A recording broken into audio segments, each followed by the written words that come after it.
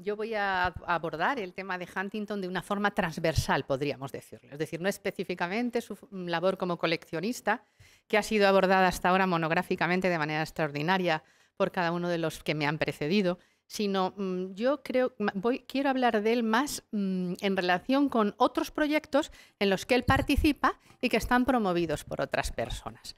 Por tanto, de ahí viene el título. El Marqués de la Vega Inclán y Huntington, y en este caso el leitmotiv que les va a vincular va a ser sobre todo el Greco, la figura del Greco. Traigo también la imagen necesaria en estas conferencias, pero esta está dedicada, ya tiene otro nivel, ¿eh? Quiero decir que conforme avanza la hora vamos progresando. Una de las cosas que les une a ellos, bajo mi punto de vista, a Vega Inclán y Huntington, es su capacidad de generar instituciones culturales. Se ha visto ya esta mañana, y esas instituciones culturales de naturaleza museística generalmente, pero no exclusivamente, porque la Casa de Cervantes de Valladolid, que es una de ellas que genera Vega Inclán, nace como biblioteca cervantina. Eso es lo que prevalece inicialmente, aunque recupera la casa con un ambientalismo y un marcado carácter museístico. Esas instituciones museísticas, pues ya se han mencionado aquí, la más importante de Huntington. Una de ellas es este Museo del Marinero de Newport, en Virginia. Para este museo que él crea, en el año 32 se abre al público. Huntington encarga a Vega Inclán que actúe como intermediario para adquirir unas barcas de grandes dimensiones de la costa portuguesa, de la zona de Aveiro. De manera que Vega Inclán encomienda a López Mezquita que dibuje, que haga unos esbozos, unos estudios pintados, pictóricos, lógicamente, al óleo, de esas obras, para que Huntington las vea. La dificultad finalmente de adquirir esas barcas por sus dimensiones, porque el propio Huntington tiene problemas para depositar ese dinero en bancos portugueses para financiar esta compra, hace que no se realice, pero finalmente Vega Inclán dona a ese museo, a esa institución de Huntington, estos bocetos de López Mezquita. Esta es la obra principal de ese museo, de las principales a nivel pictórico, que se le había encargado a Sorolla Ryan, el magnate del tabaco, un Colón saliendo del puerto de Palos, que finalmente él adquiere luego de la colección Ryan e integra estas. Otras de estas instituciones con las que él está vinculado de manera Huntington más o menos directa es el Museo del Indio Americano, que abre las puertas en el año 22 en Nueva York, y la Sociedad Geográfica Americana. Huntington financia parte de las expediciones de esa sociedad geográfica. Y como Vega Inclán quiere contribuir a esta creación también, y le ofrece algo que acaba de encontrar en ese momento, en esos años, en ese año 21, que es un retrato que se atribuye a Goya. Y también está la señora de Muñoz, es decir, encuentra a los dos, y se le ofrece este retrato de este historiador de las Indias, que, como digo, está atribuido a Goya y que finalmente, ya sabemos que no llega a la Hispanic Society, y que lo lega en el borrador de su testamento a la Academia de la Historia, donde yo no lo he encontrado ni le he visto, pero así figura, es decir, que es posible que esté ahí. No se considera obra de Goya, pero quiero decir, él está intentando participar y estar presente en todas estas iniciativas. Y desde luego la gran iniciativa de Huntington, como se ha dicho aquí, es sin duda la Hispanic Society, que aquí vemos en su proceso de reciente construcción. Esa sociedad hispánica que se funda en el año 4 a nivel jurídico, a nivel legal, pero se inaugura en el año 8 y consigue el espaldarazo de la sociedad americana e internacional justamente con la exposición Sorolla del año 9, del mes de febrero del año 9, es el gran donde cristaliza toda su faceta de coleccionista y todos sus intereses por el tema español. Esta mañana se ha hablado de la exposición Sorolla-Zuloaga y se ha dicho algo que a mí que comparto plenamente en ese planteamiento que se ha hecho por parte del descendiente de Zuloaga. Y es que Huntington era efectivamente, ante todo, un hombre de visión comercial. Y eso es algo que yo creo que está bastante claro en general. Y no entra en colisión eso con su gusto artístico y con su sensibilidad hacia esos temas, pero era un hombre de negocios. Y él sabía que había una gran demanda de Sorollas en Estados Unidos. De hecho, Sorolla iba a ir antes de que Huntington se lo propusiese en el año 8 en Londres, cuando le vio su exposición londinense. Él iba a ir a América porque había mercado, había demanda de obras de Sorolla. Y eso es lo que hace que prevalezca ese interés de Huntington por mostrar de manera monográfica a Sorolla. Y así fue, efectivamente. Se vendió muchísimo, se le encargó muchísimo más y realmente es el espaldarazo de esta institución. Como digo, hasta el punto de que incluso hoy día se está reflotando a nivel popular y de público y de difusión la Hispanic Society de la mano precisamente de Joaquín Sorolla. Utiliza una de las facetas de Vega Inclán más controvertidas, pero que quizá entra de lleno con el tema de este seminario y desde luego con la línea de investigación de este grupo de trabajo, pues es la de marchante de obras de arte, que da para muchísimo juego. Él había adquirido la Casa del Greco en el año 5 para hacer un museo en esa casa y entregarlo a la nación. En el año 7 ya lo tiene terminado, pero por indicaciones del monarca, sobre todo, decide cambiarle la orientación y se ve obligado a comprar otros nuevos locales solares que van sumándose al de la Casa del Greco para conformar el Museo del Greco y Casa del Greco. De modo que esa compra de esos locales, que inicia a partir del año 8 aproximadamente, le obliga a un desembolso económico, que esa es otra de las grandes diferencias de Huntington. Huntington tenía un gran poder adquisitivo y Vega Inclán no tenía absolutamente ninguno. Su riqueza personal es nula. Vive durante 50 años en una casa alquilada junto a la Plaza de España y su vida a nivel personal no se le conocen más negocios que estos, el de la venta de obras de arte para sobrevivir y para conseguir sus objetivos. ¿Qué otra documentación podemos relacionar con su actividad de marchante? Pues esta otra carta que dirige Sorolla a Huntington la segunda vez que va a Estados Unidos, en el año 11. Y le dice, estos cuadros, le dice Sorolla a Huntington, los trae la señorita Harvey, pintora inglesa, la cual ha hecho una copia buena de San Ildefonso del Greco. Nada de eso, creo, pueda a usted interesar, pues sé que ya no necesita más para el Museo Hispánico. Interesantísimo, es decir, ellos, todos los del círculo más cercano a Huntington, saben ya que en el año 11 prácticamente su programa de adquisiciones fundamental está cerrado. Y esto se queda aquí bien claro, el fundamental. Sé que ya no necesita más para el Museo Hispánico y que tiene usted mucho mejor. Pero contra mi voluntad, y le dice Sorolla y a regañadientes, me veo precisado a hablar a usted de ello, pues quiero mucho al marqués de la Vega Inclán y él me lo pide, aunque él mismo dice que usted tiene mejor que esto. Es decir, sabe que Huntington no se lo va a comprar.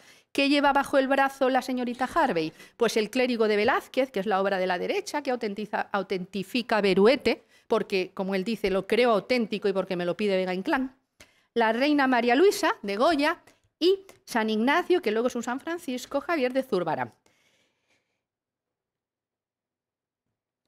¿Qué está pasando aquí? Pues esta copia de la señorita Harvey, que había hecho del San Ildefonso, pues probablemente no es para estudiar el San Ildefonso de Illescas.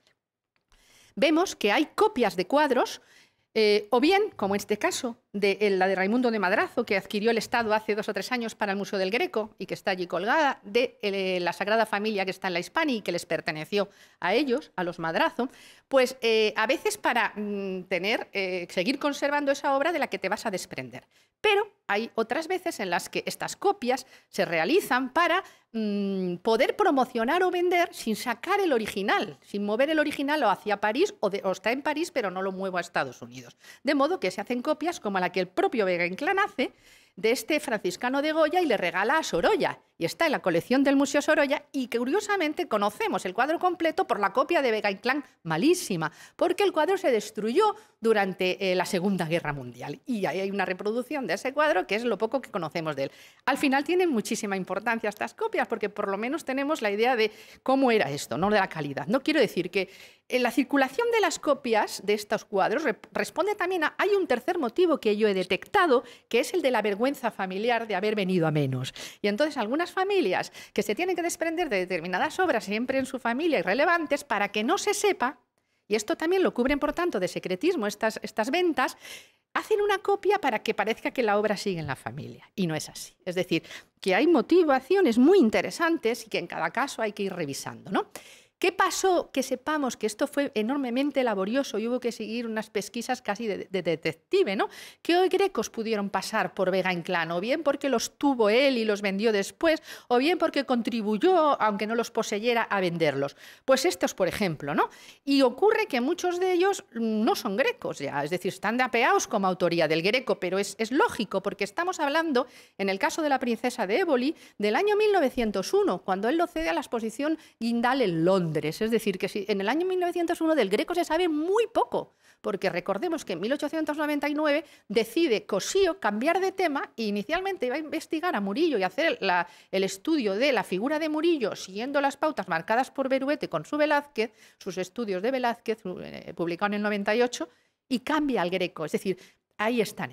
No hay un conocimiento profundo y verdaderamente. Entonces, patina mucho y de hecho el propio Cossío da como válidas ciertas cosas que luego vemos que la Mater Dolorosa que hay aquí a la derecha, esa Mater Dolorosa la conserva Vega-Inclán hasta bastante y consulta a Cossío si la va a colgar o no él mismo, Vega-Inclán, en la casa de Cervantes de Valladolid.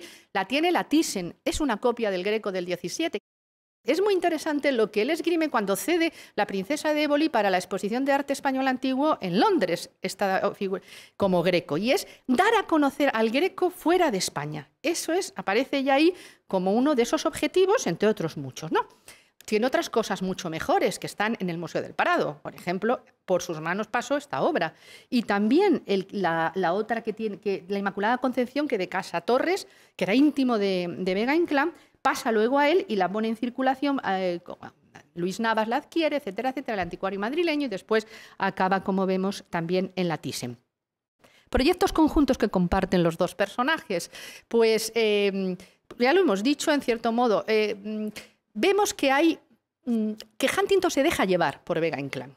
Por la razón que sea, él es consciente. Por cierto, que yo no tengo conciencia de que le haya comprado ningún Greco a Vega-Inclán. Es decir, era muy selectivo con sus compras y no tengo conocimiento de que por su mano haya pasado algún Greco de los que Vega-Inclán puso en funcionamiento, en circulación. ¿En qué participa? Pues en proyectos, como digo, que a veces, en este caso sí hay una inversión económica por parte de Huntington, pero yo creo que aquí hay una relación en general, en el vínculo entre los dos, de aprovecharse Vega-Inclán del prestigio de Huntington y Huntington estar también dentro de los círculos próximos al monarca y hacia el poder establecido, no por... un poco para estar en esa línea, ¿no? De manera que a veces no es solo económico, sino que es más bien de prestigio lo que se está haciendo. Entonces, cuando Vega-Inclán se interesa por la compra de la Casa Cervantes en Valladolid, el inmueble principal, que es la casa número 12, la compra el monarca de su dinero de bolsillo, porque Vega-Inclán es su asesor artístico, una persona de absoluta confianza del rey y el que marca las pautas culturales del monarca en materia de patrimonio, de manera que le pone por delante siempre, ¿no? Y a su vez el monarca es un marchamo, le abre puertas que él necesita que se le abran para poder hacer sus gestiones con poco dinero como él es. Entonces es como un concitador de voluntades en ese sentido Vega-Inclán y lo hace como nadie. De modo que se compra la primera casa, el primer vivienda, que es la número 12, luego la número 14 la compra Huntington y la número 16 la compra Vega-Inclán. Y luego sigue en poder de Vega-Inclán la número 10 por alquilada, que finalmente adquiere. Es decir, que ahí se hace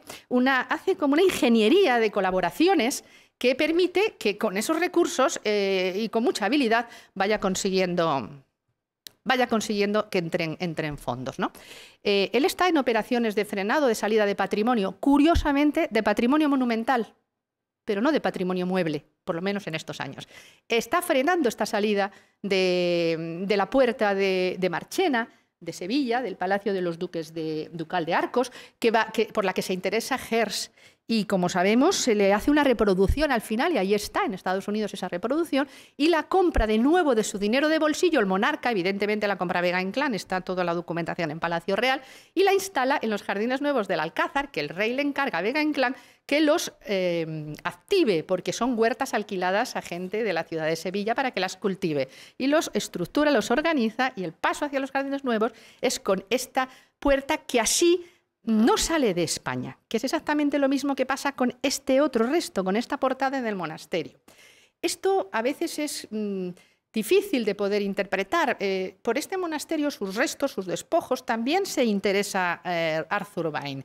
Y como también se interesa Vega-Inclán, pues hay tentación de decir, tienen algo que ver, es posible que estuvieran en los dos despojando esto.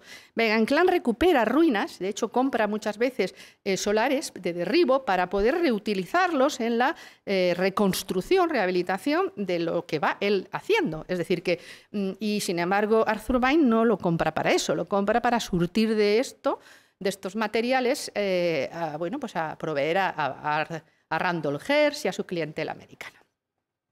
Otros puntos de coincidencia es la Casa del Greco, el Museo del Greco. El Museo del Greco, Huntington es patrono de ese museo también, y aquí está el cuadro del Patronato del Greco que se le encarga a Sorolla de grandísimas dimensiones para que esté allí, en el Museo del Greco, que se inaugura en el año 9, en junio del año 9. Y esa Junta del Patronato del Greco reúne a todos los miembros de ese patronato, que realmente es una obra unipersonal del marqués. Es decir, el patronato no empieza y acaba con él. Él es el que lo mueve, el que gestiona todas las cuestiones relacionadas con el Museo del Greco y con la Casa del Greco, pero se ampara y se protege con eruditos y, por supuesto, siempre con la figura del monarca. Se ha publicado, a raíz de la venida de los cuadros de la Hispanic Society a la Thyssen, la primera exposición que se hizo con los fondos del Museo Hispánico, de la Sociedad Hispánica, se ha publicado en el año 1999, que esta obra realmente fue pagada por Huntington y encargada por Huntington, al hilo de una cierta documentación que se recita allí, en el que se dice, en el año 14, cuadro de Vega Inclán para la Casa del Greco. Y al margen de ella pone Sorolla y el precio 75.000 francos y pone pagado. Entonces, en el año 13 o 14 es este asiento económico, como dice Priscilla Müller, y entonces se interpreta que se está refiriendo a que Huntington pagó este cuadro. Este cuadro no fue pintado hasta el año 19, lo sabemos ya, aunque la gestación es larga y la propia Hispanic tiene un boceto, un estudio preparatorio que le regala Sorolla a enviar dicha a Huntington, cuando en una sesión están Vega Inclán, Sorolla, Huntington, etc. Y están concibiendo el cuadro que le ha sido encargado para ese patronato que acaba de nacer hace poco. Y realmente ahí empieza a fraguar el cuadro. Pero luego hemos ido encontrando otro material gráfico que encarga Vega Inclán, donde vemos que están en el estudio de Sorolla, que era donde a veces se reunía este patronato, donde hay obras de Sorolla al fondo, etcétera, y le está dando resuelta la escenografía de la obra el propio marqués de la Vega Inclán, aportando incluso parte del mobiliario.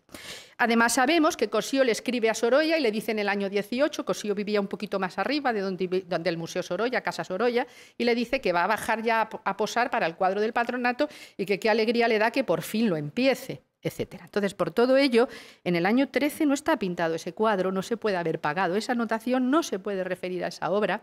El cuadro al final fue regalado a la Hispanic Society por el propio Vega Inclán en el año 32, llega en el año 33 a la Hispanic Society y queda bastante arrinconado, y yo lo vi aquí en el año 2000 más o menos, colgado del techo de la Biblioteca Hispánica, hasta que ya después se ha reubicado.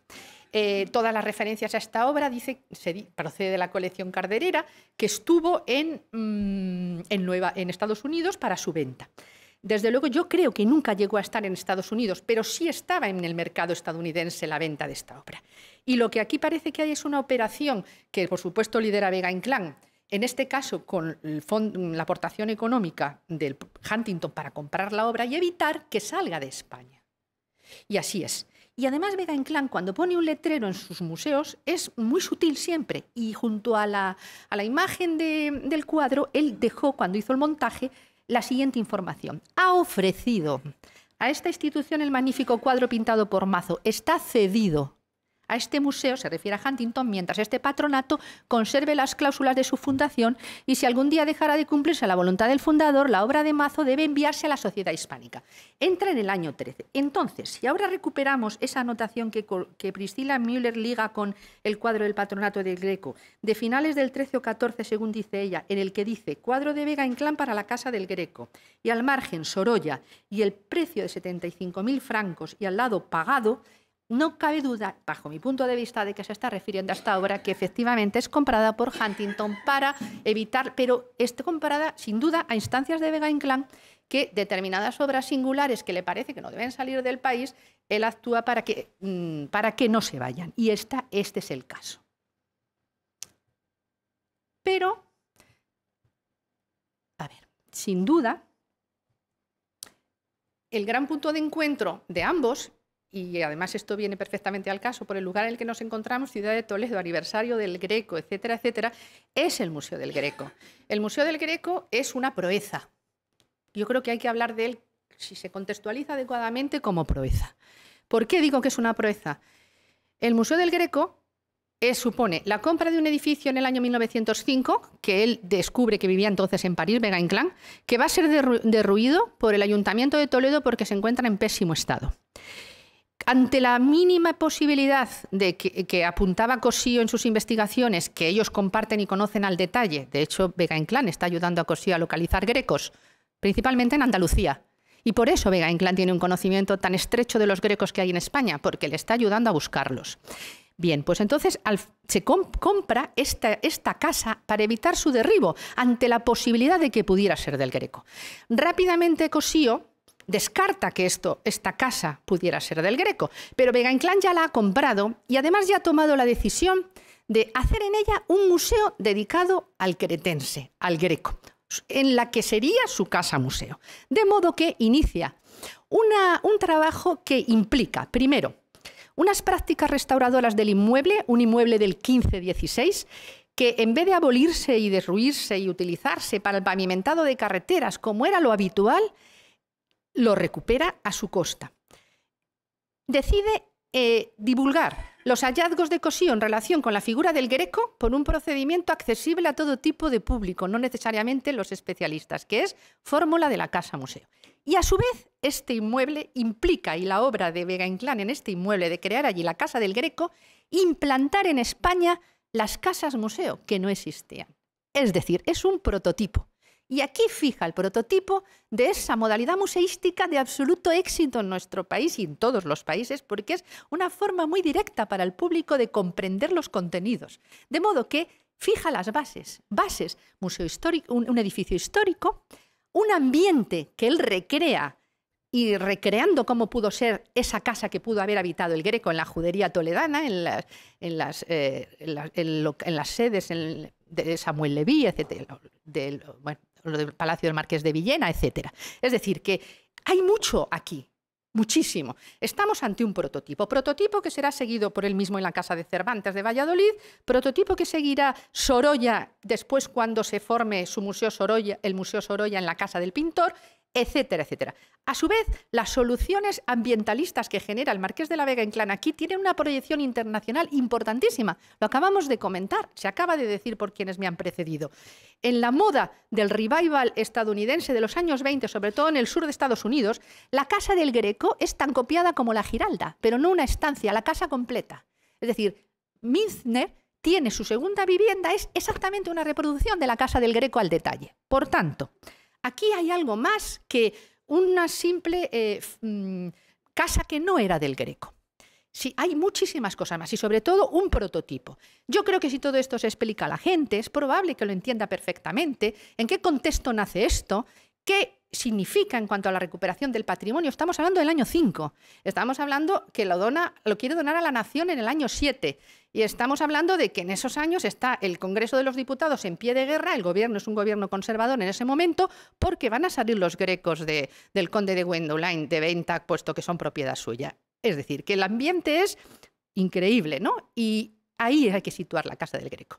Con su lenguaje ambiguo, pero no tampoco incierto, nos dice en esa lápida que hay en el Museo del Greco.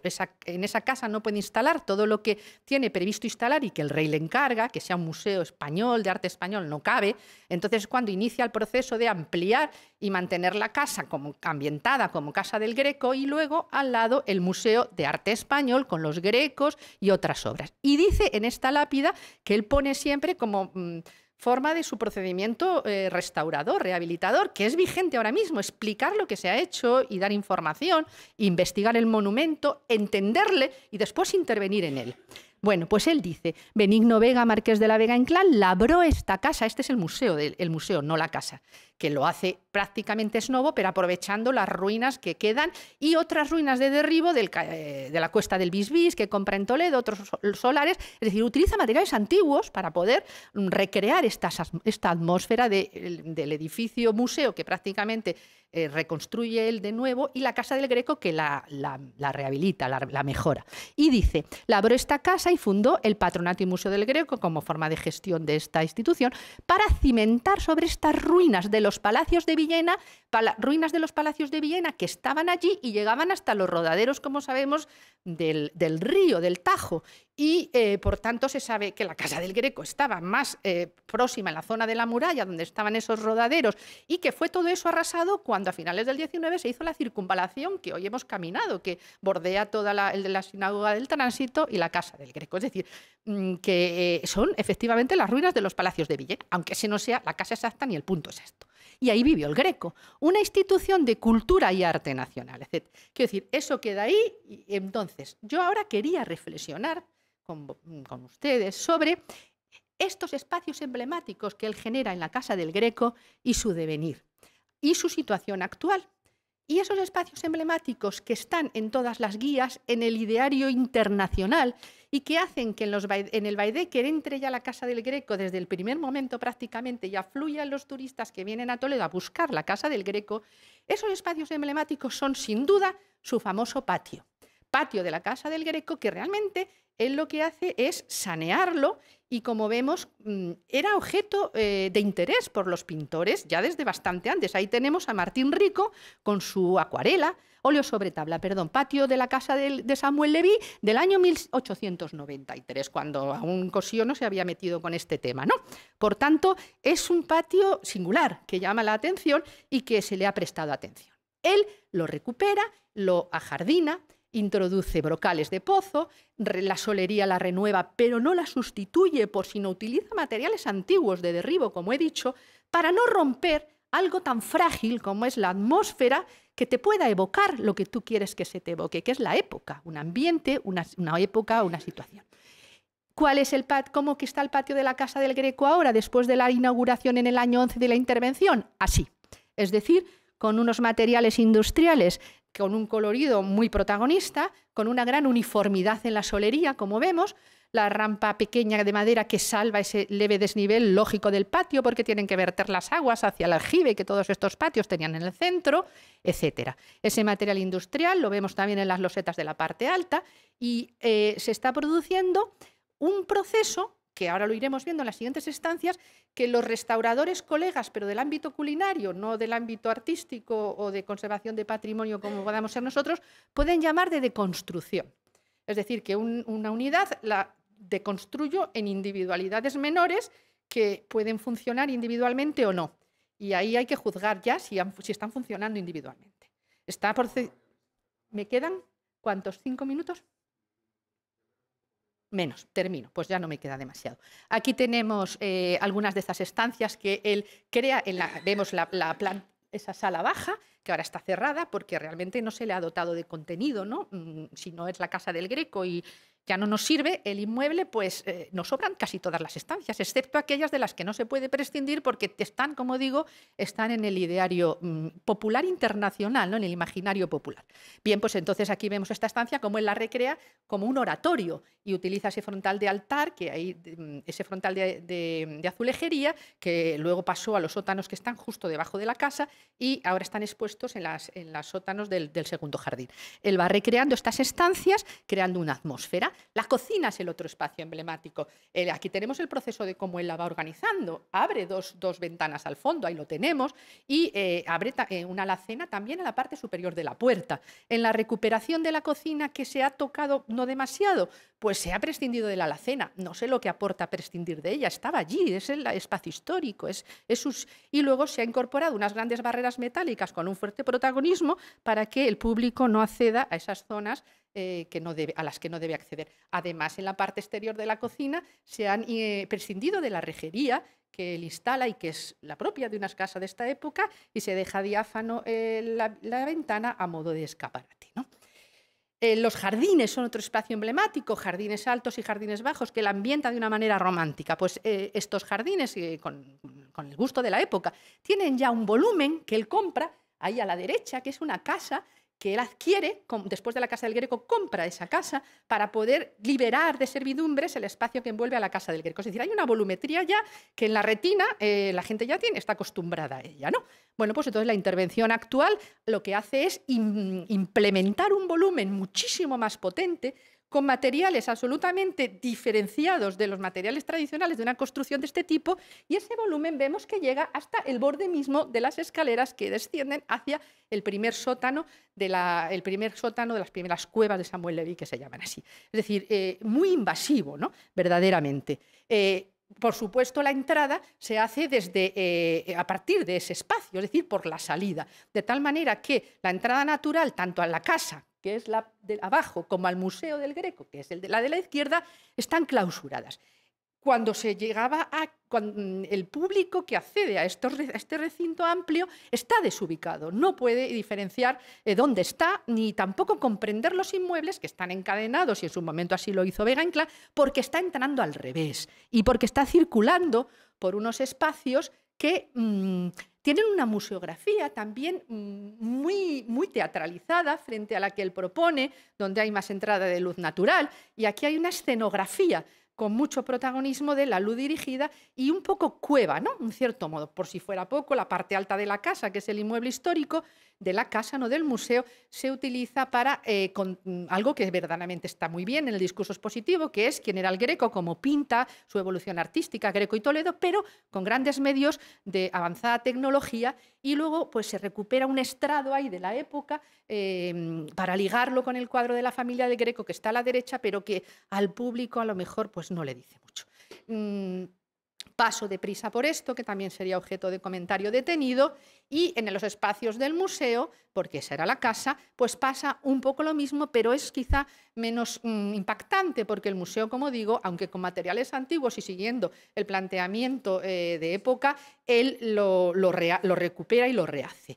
Bien, ¿qué ocurre aquí? Pues yo creo que a nosotros cuando trabajamos en estos temas nos piden siempre indicadores, que antes lo decíamos estadísticas o opiniones, y ahora nos dicen indicadores cuantitativos, indicadores cualitativos. Pues vamos a los cualitativos y a los cuantitativos. Los cuantitativos.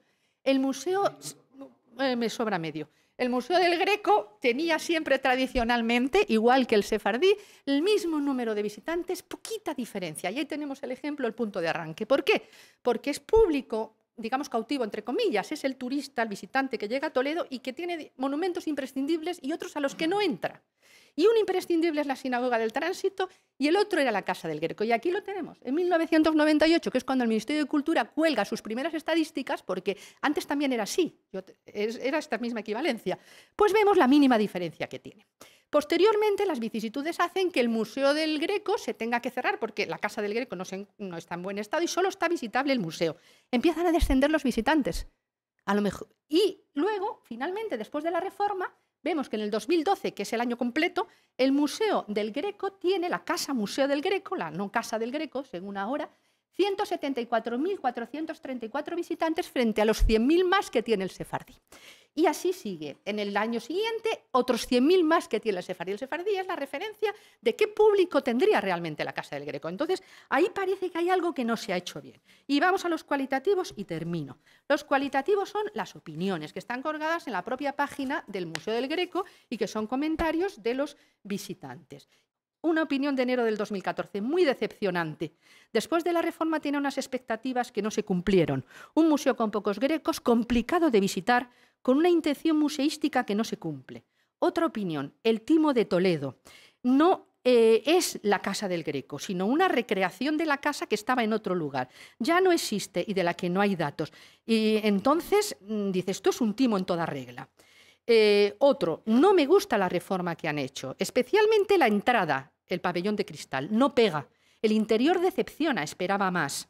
Y por último, una que de abril del 12 que dice, esta casa que recreaba la que pudo ser la vivienda original del pintor ha sido objeto de una restauración demasiado radical. En ningún momento da la impresión de realismo, sino que la dura restauración está presente durante toda la visita. Nunca una obra así debe imponerse respecto de la obra original. Se han desvirtuado los jardines y las estancias, un ejemplo de dinero público mal utilizado.